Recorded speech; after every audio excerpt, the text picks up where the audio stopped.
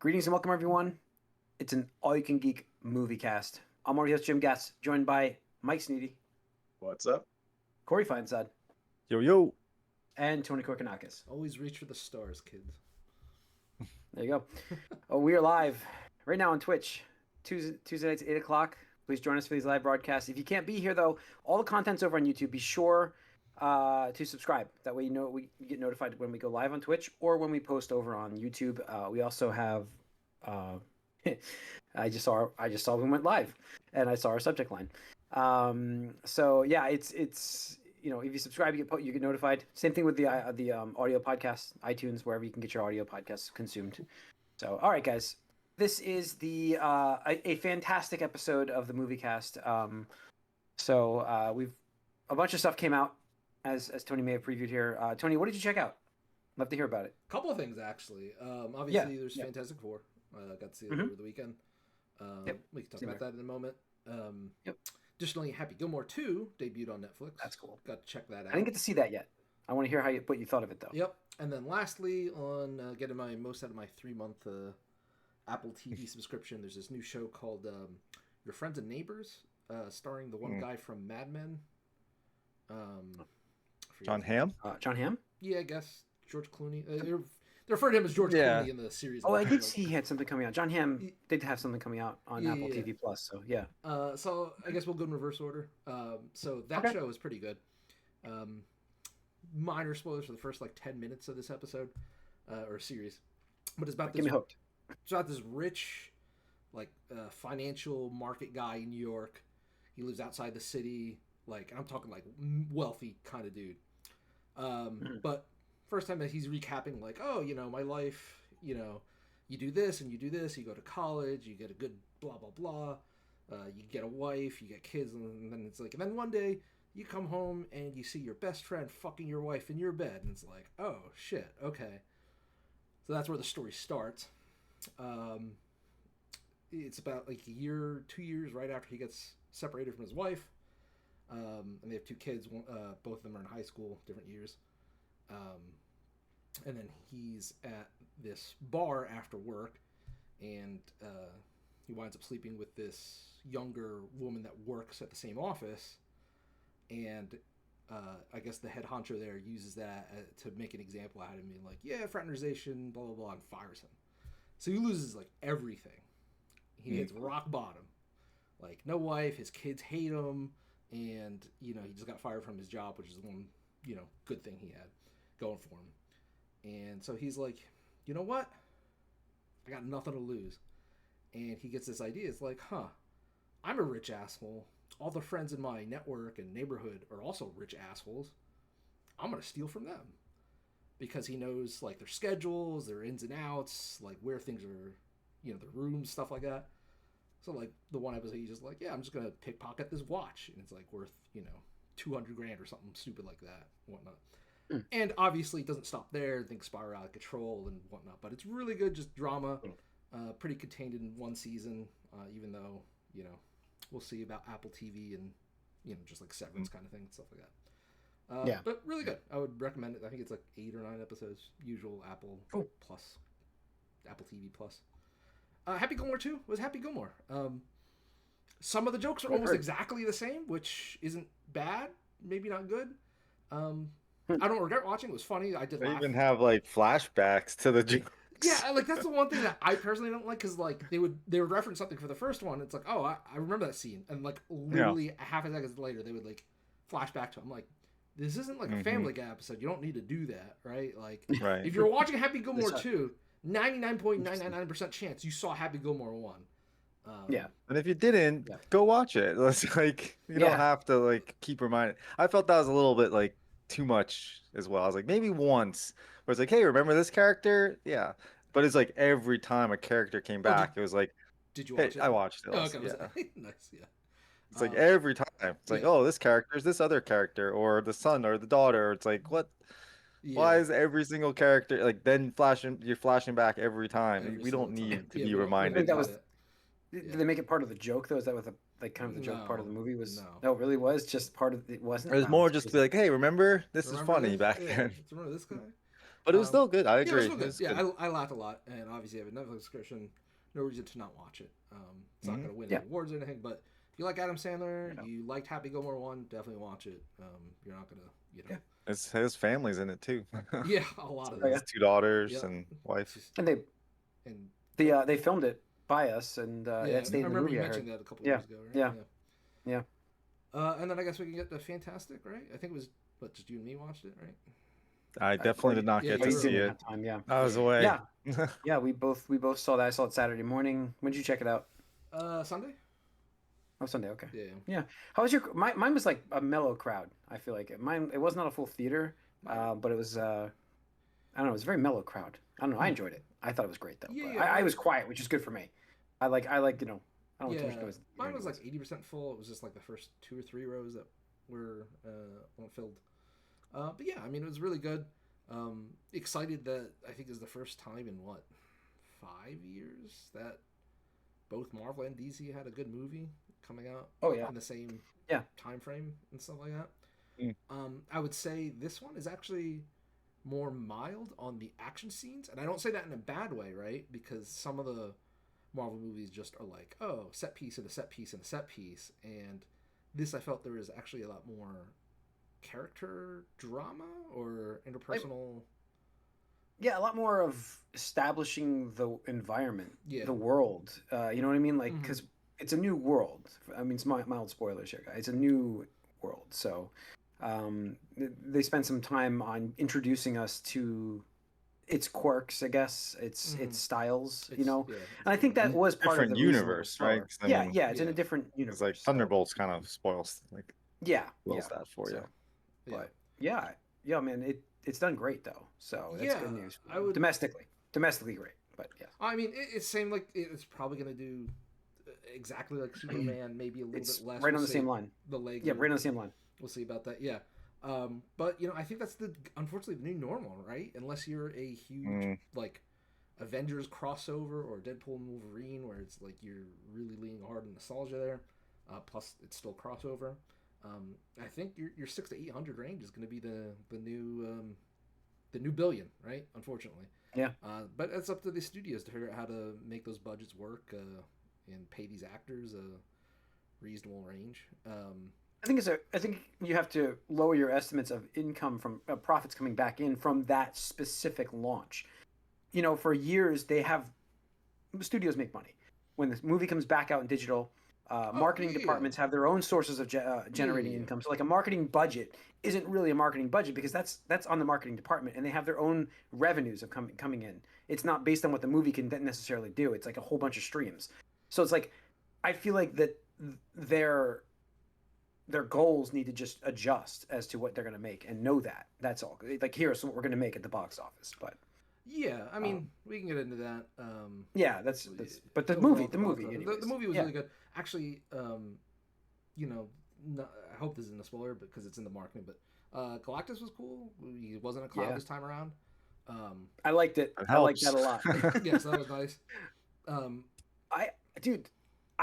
Surfer was. I love the Surfer in this. Dude, yeah, I was gonna tell you. Listen, guys, for those wondering, in my opinions, I will tell you this right now. I gave Superman an 8, and I love that movie a lot. I thought it was a great film. It is a highly rewatchable film. I've talked about it. I hyped it up like crazy.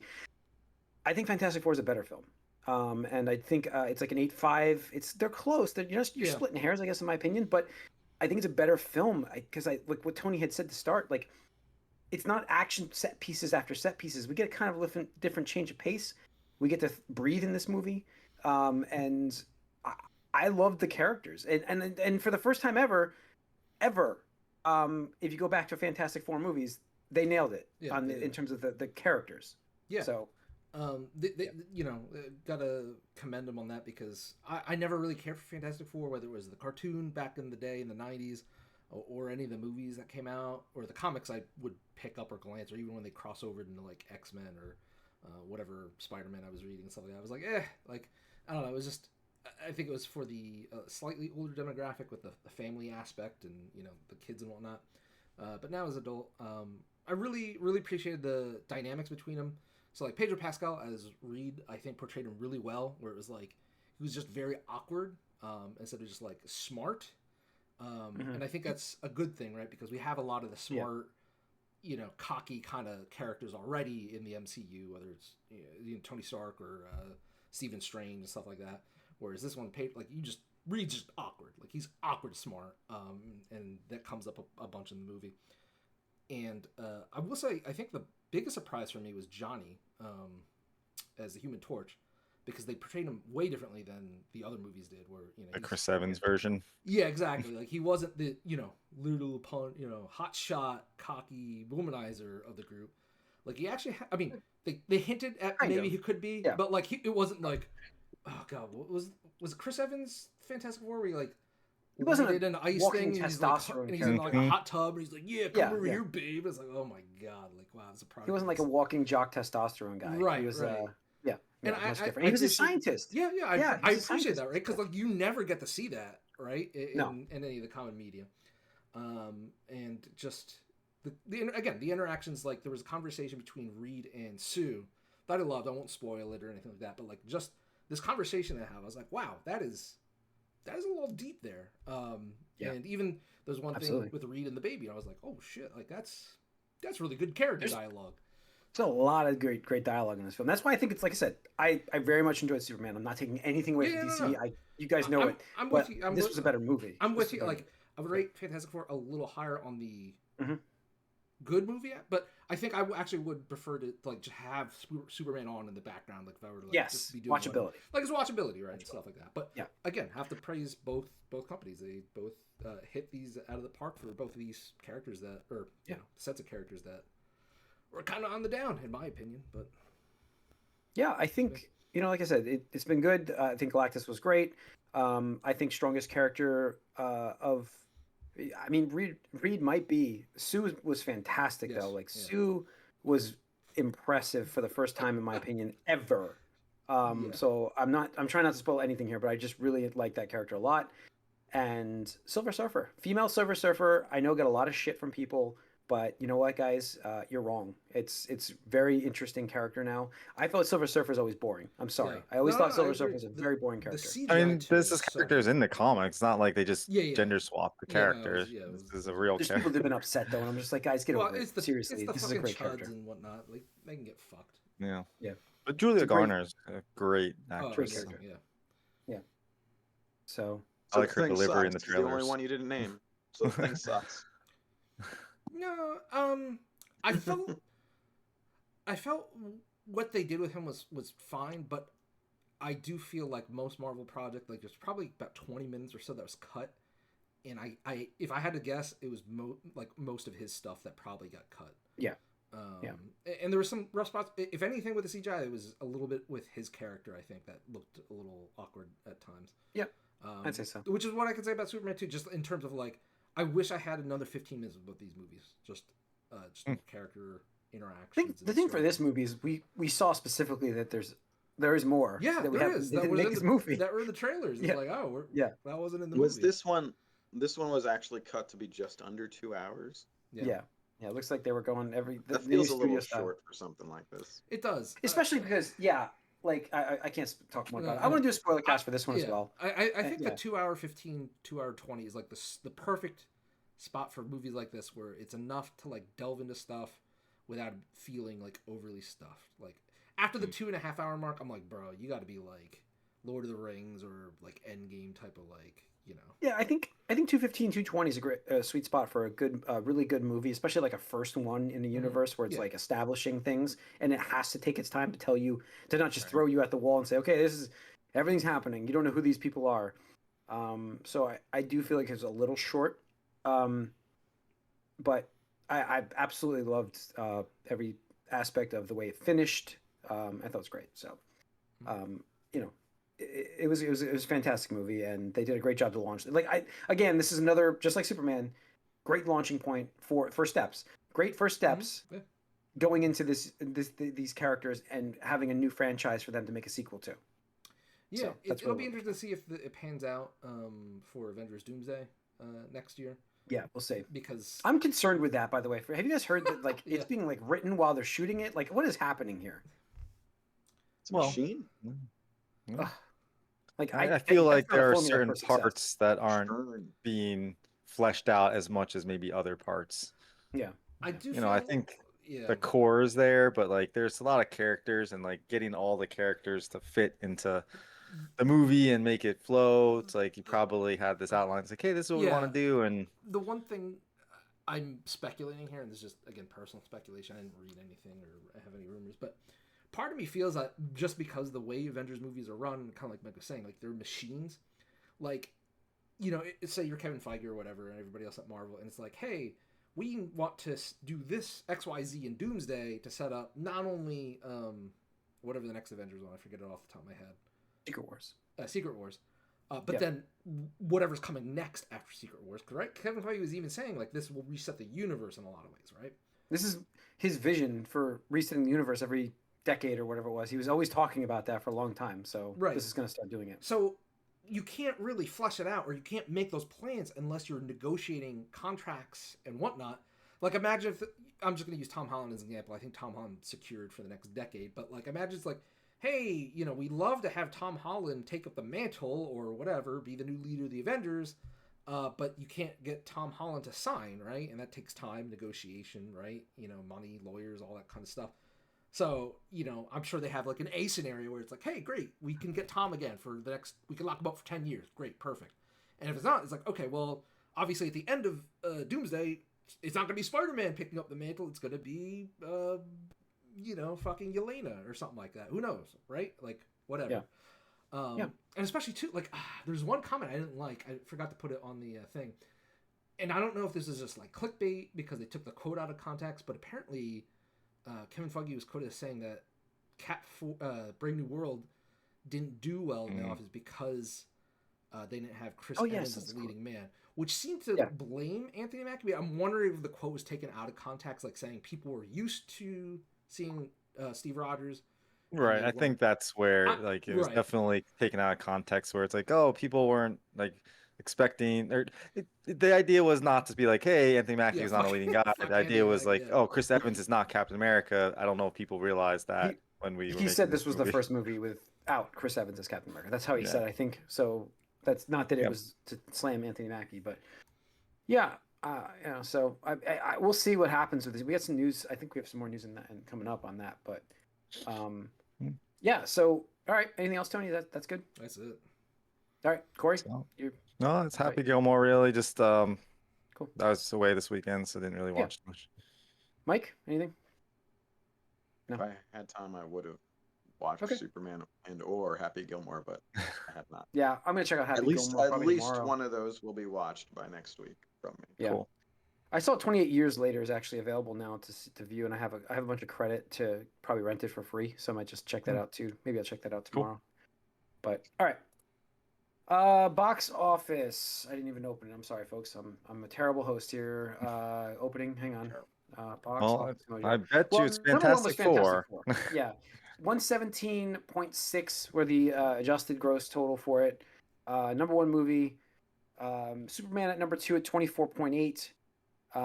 Jurassic World at 13.2, and F1 at 6.3, and Smurfs somehow is there.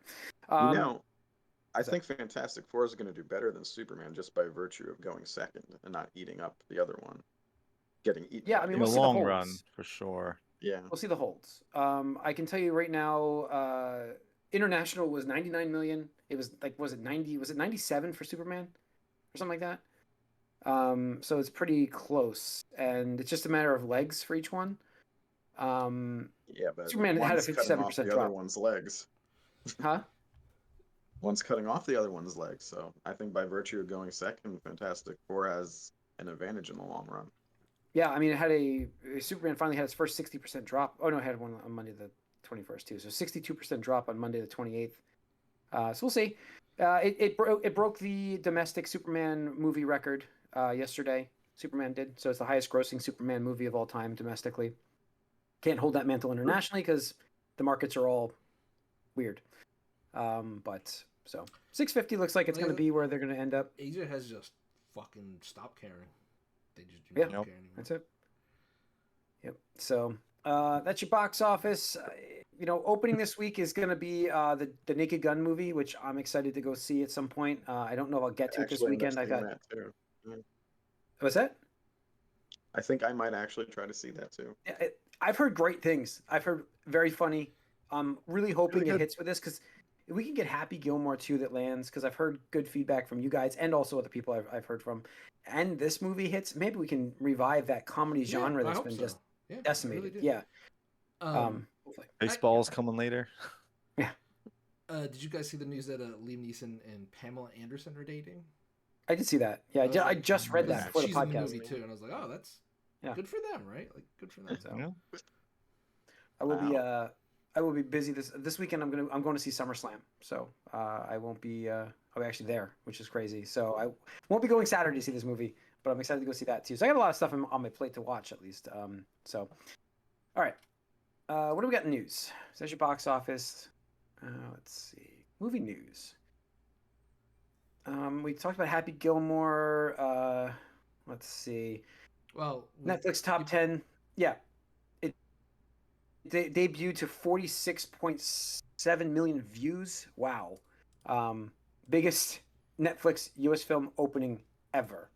I mean, that is, again, I think timing, right? I mean, this is like, people are kind of hungry for this genre. Like we just said, like it's been dead for a while. You know, if you can hit, you can revitalize it. We talked about Spaceballs 2 getting another start again, right? We just like they're trying to rejuvenate this genre, and Happy Gilmore with this start, incredible, great start. So yeah, 46. Wow, that is unbelievable. 46.7 million viewers for the first week, with views defined as total hours watched divided by total runtime. Makes it start as yeah. So that's how they do their stuff. But good for them.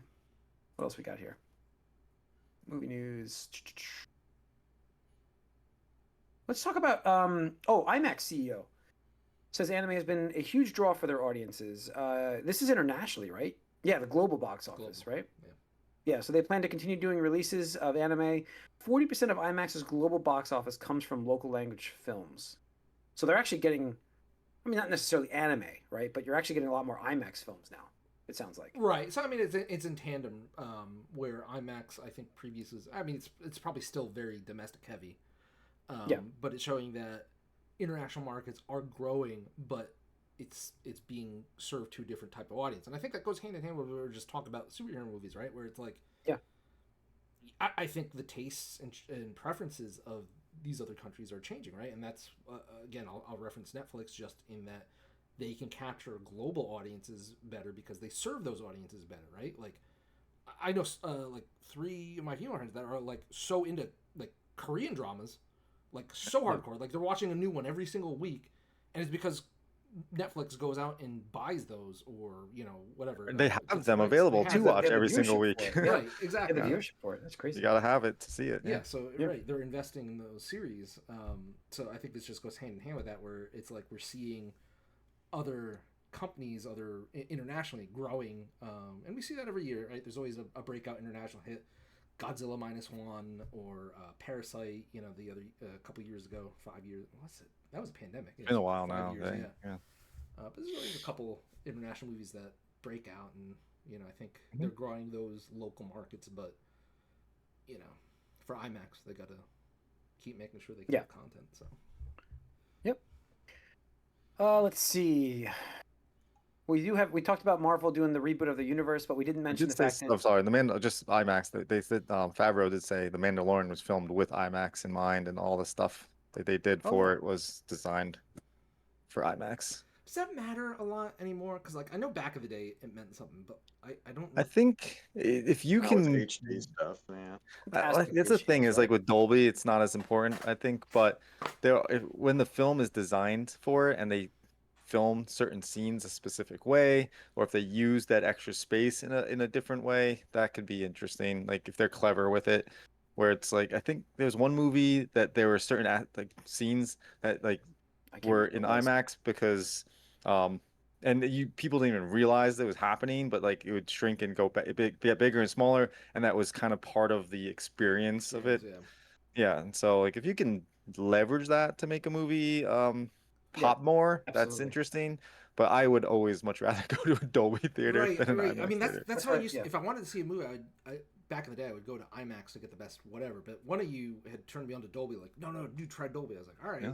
And I thought the sound was better, but the seats were just so much infinitely better. I was like, yeah, I've never. Yeah. If I want to see a movie in a good quality, that's what I do now. I saw, because of the way the sales worked for Fandango for Superman, I saw it in IMAX, which I hadn't seen in forever. And then I saw Fantastic Four back in Dolby, and I was like, this is maybe just that also improved the movie, just the experience. You know what I mean? Yeah. Because those seats are way more comfy. The sound is in the chair. Yeah. I love that feature. So it's really cool, and the picture is fantastic. So, all right, what else we have? You said, I had mentioned the X-Men, the Marvel Universe getting a reboot possibly. We will see the X-Men team reborn with very youth-oriented takes on the characters. That's what we're hearing. So when they finally get to the X-Men proper movie by themselves in the Marvel Universe, it's going to be a very youth-oriented team. Yeah. I don't know if it's true or not, but I saw Elle Fanning turn down the role of Jean Grey. I did see that. Yeah, she just turned it down. I don't know if that's real, because it was real. doesn't seem like they would cast this early. They were casting for it, but because they're looking at Secret Wars already, and that's where I think they want to introduce this. So, that's. I'm very excited for the Badlands Predator film. That looks really good, dude. I saw the preview for that in the theaters. Yeah, that looked really good. I'm actually really excited for that movie, and I know it's gonna have a nice alien crossover at some point. Like I'm psyched because Prey was so good on Hulu. I was very impressed with Prey, and this is a bigger budget, so I'm psyched for that. Yeah, real quick though, going back to X-Men, I think this makes sense, right? Because one of the speculations I've seen on the box office subreddit is people, they always report the metrics back after, like, hey, this is the week down between the demographics, male, female, age brackets,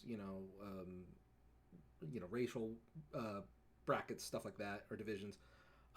And apparently somebody was like, wow, the under 30, under 25, whatever it was, it's like that market seemingly shrunk a lot ever since COVID started, right? Which is where we can see that division, or line in the sand, right?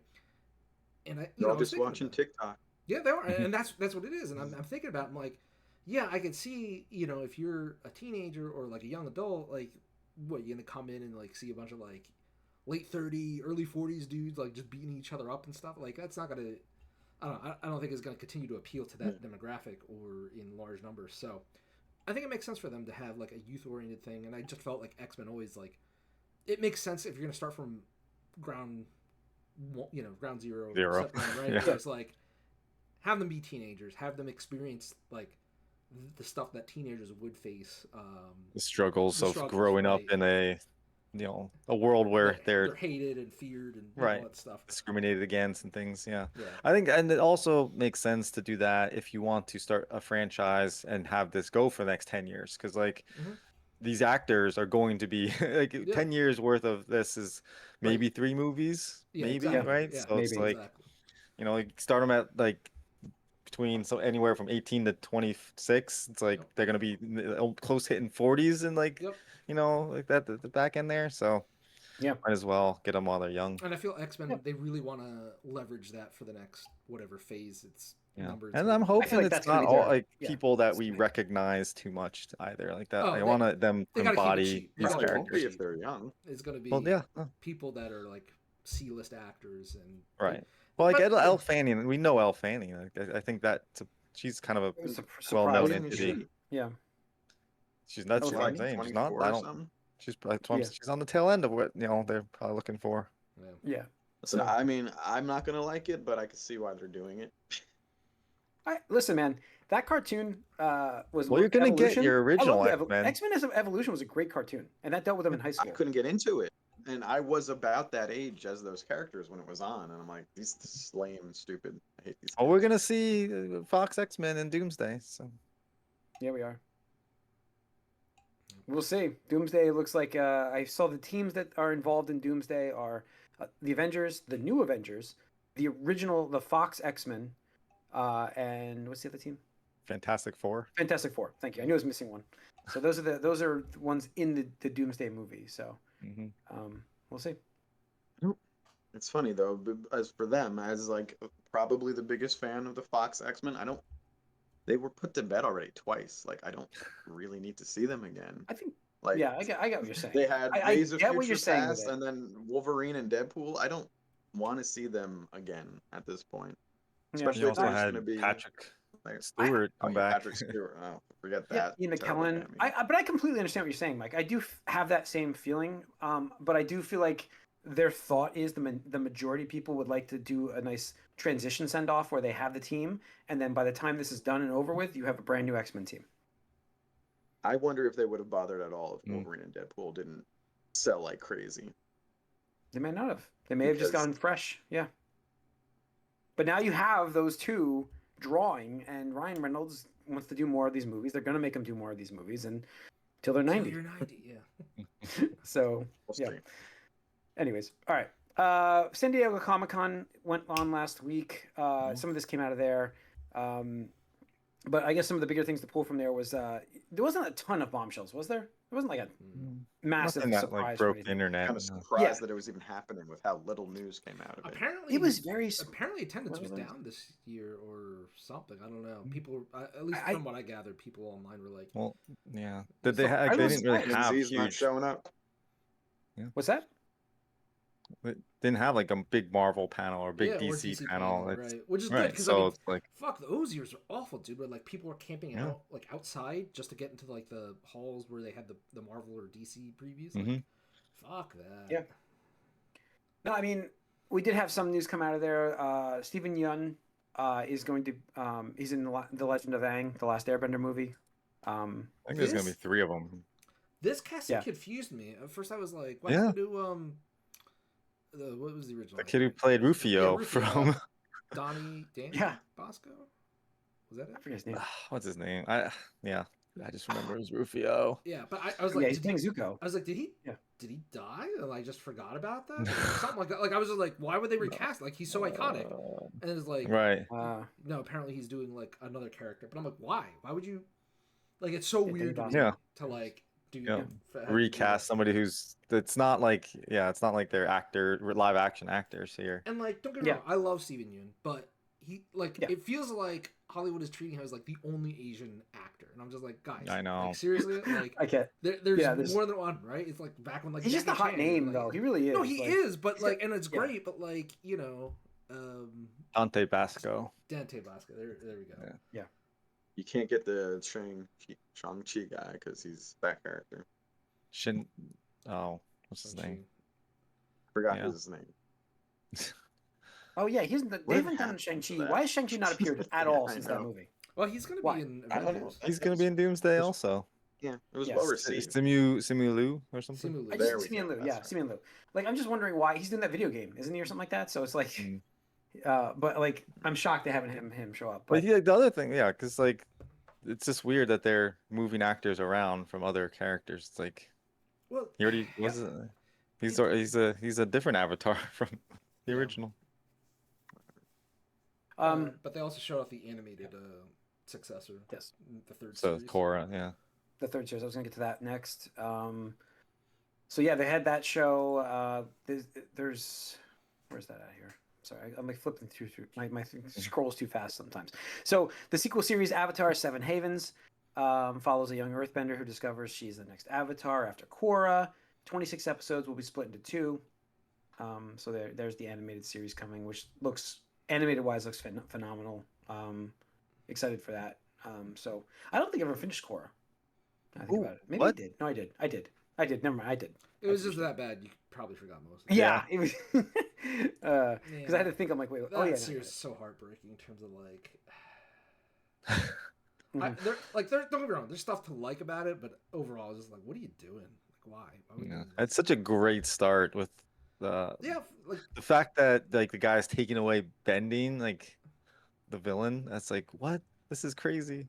I didn't mind that, but like the thing is, I felt like every season just kind of got worse, with the exception of maybe season 3, where I was like, oh, I actually liked season 3 for the most part. I think it did. Yeah, there was one season where like, oh, this was good. Like, The okay, Evil they're Airbender building was up. Good, yeah. Yeah, and then And the it last, didn't pan yeah, out. the last And there's a season had weird. yeah, There's some weird relationship stuff as well. yeah, yeah, and the Churro effects were chiming in, and they kept thinking it was going to last another season, and then add another one, and that it definitely was part of the big issue where like season 1 they just wrote as like a one. They're like, hey, we don't know if we're getting renewed, so we're just gonna write how we did. And then like, oh, they got renewed because Nick's like, oh shit, this did well. That's weird. We'll order a second season. And that like felt super shaky. Like, oh, they didn't have a direction they wanted to take these characters. But I think they renewed season 3 at the same time. So season 3 was the solid one where I was like, okay, this is mostly good. Like, it's still got some rough parts. And then I think after season 3, they're like, yeah, I guess we'll give you one more. And then season 4, I was like, what the fuck are we doing? That reminds me that Go and Miller, the guys who did Smallville, I don't know what they're working on now. They're working on some show. But there was some articles saying that they learned from Smallville not to plan like a 5-season arc because they got 10 seasons with Smallville and it showed. And I'm like, that's the same thing. You got to be flexible, I guess, with your plans. If your show's too successful. Chuck dealt with that forever. Remember that, Corey? Chuck was like canceled back, and that killed that show because you couldn't plan. Anyways, the thing is, I don't know, and we talked about this before, where part of me that pisses that gets upset at the modern day era of TV and how a lot of it's just made for streaming services, despite stuff like I was talking about, like Severance and Your Friends and Neighbors. Like, I get that some of these shows are really fucking expensive, but at least be like, look, here's like write season 1 and have a backup, right?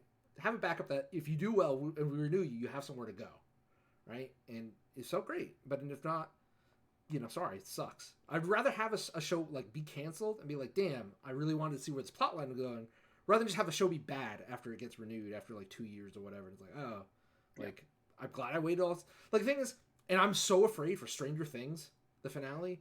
Like I hope they didn't obviously nail the landing, but like those expectations are so high for me right now. I don't know if it's possible for them to meet that. I don't know. That's the problem. That's the problem with these great shows for finales. But it's been so long. I don't care anymore at this point about Stranger Things. I need to finish it. I need to see it end. I need to. Yeah. Yep, definitely. DC stuff from there. DC had a good panel. James Gunn was there with Peacemaker's new trailer coming August 21st, which looked really good. And then also laid out a few of the projects that are currently in works. We have the Lantern series obviously coming, which could be good with Nathan Fillion, I believe, is still in that. But it's Supergirl. It's centered around Jon Stewart, he said, I thought. Oh, it's centered around Jon Stewart, but Nathan Fillion will be in, but it's yeah. I'm sorry. I just want to make sure. It is going to finally introduce, in my opinion, it will finally introduce the actual Green Lantern, because for me, Jon Stewart is the Green Lantern. Yeah, and like honestly, I wish they had just done that. Yeah, it's not because of who's the other one? Hal Jordan. Hal Jordan. I know that's the big one. I know that's the big one. I know it's the big one. It's just Justice League. Justice League Unlimited. Yeah, because of that cartoon, Jon Stewart is the definitive Lantern for me. But yeah, so we've got Lanterns, Supergirl's in the production, Clayface is in production, Brave and the Bold, which God knows what's going on with that, Wonder Woman, Sergeant Rock, and Batman Part 2 is part of Elseworlds. So there's your slate of DC films. Right. Elseworlds meaning it's not our Batman, but there will be a Batman. By the fourth one you mentioned there, it's just like, yeah, all right, sure. Yeah. Clayface will be a horror movie. He did say they canceled something else. He wouldn't specify. Script. He's like, we couldn't just get it to work. And it's like, okay, man. So like, why are you telling us, dude? Like, you canceled something. Like, just cool, man. He does love the song. Okay, you could actually share what it was then, at least to give us context. But I guess he didn't want the backlash. For the revival of Batgirl. That's why I just want to say what it is. Yeah, the one thing I did find enjoyable was minor in the news because it's overshadowed by that DCU stuff. But they're doing a animated series for Green Lantern called My Adventures with Green Lantern. It's part of the My Adventures with Superman continuity. So I'm happy about that because that's awesome. That is awesome. And did you watch it, Jay? Yeah. You watched most of it? I'm halfway through season 1. I actually started watching it. I forgot to mention I watched that recently.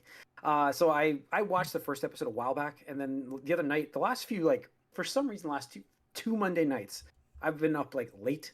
And like it's like the perfect like, okay, I don't want to go to sleep yet, but I'm not gonna start something crazy. Yeah. So I'm on episode 6 of that season, after season 1 finally. I'm working my way through it. So yeah, it is a lot of fun, that show, and the animation. I love the animation. So I really think it's great. Yeah. So It's just fun. It's a fun show. Like Who enjoyable knows? for Might even get a Batman in that universe too. yeah, maybe. So, but I think that's it for the news. Did I get everything? James Gunn, San Diego Comic-Con. This is Spinal Tap had a trailer. Yeah, that's fine. But yeah, that's gonna wrap up this episode of the Moviecast, folks. Thanks for tuning in. Once again, we're live on Twitch Tuesday nights at 8 o'clock. Gamecast following up. Stay tuned for that. We also have a spoiler cast this week for Superman, so stay tuned for that. We'll see you guys on the Gamecast. We are out.